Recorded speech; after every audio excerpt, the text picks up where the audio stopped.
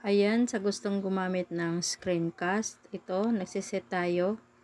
Ayan, schedule. Lagyan natin ng pizza. Ayan.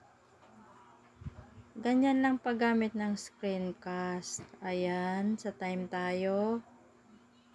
Ayan, 8.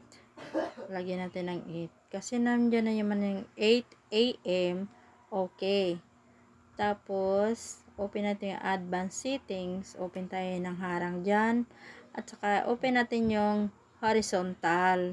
Para yung ano natin, hindi yung kagaya ng ano pa siya dyan. Basta yan sundin. Kung sino yung gustong gumamit yan, sundan na lang po ito. Thank you. Dito tayo sa pag-open ng harang. Sa mid-roll. Ayan, nagdaan na tayo kasi schedule pala naman yun eh. Ayan, doon tayo sa Chrome. Open natin yung Chrome. Hanapin natin yung ating sinet na LS. Para doon tayo mag-open ng ating mid-roll. Ayan. Hintay lang.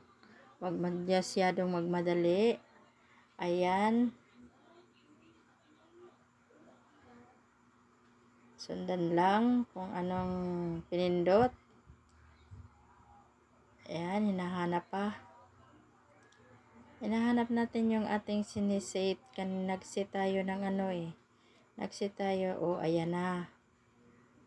Diba? Yung sign dollar sa gilid, yun yung pindutin natin. Ayan.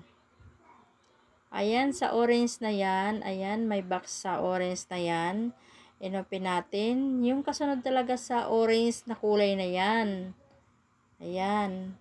Tapos, pag pinindot mo na yung, box na sa orange, kusang mag-red yang sa ibaba. Doon ka hahanap ng gusto mong kung ilang minuto ang gagawin mo.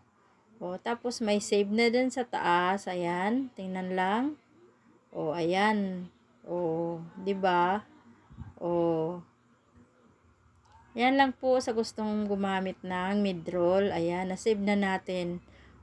Diba? Madali lang. Thank you for watching. Sa lahat po ng gustong gumamit ng screencast at sa gustong mag-open ng mid-roll, ayan yung ating tutorial. Ulit-ulitin na lang kung hindi masyadong basta yan lang. Ayan na.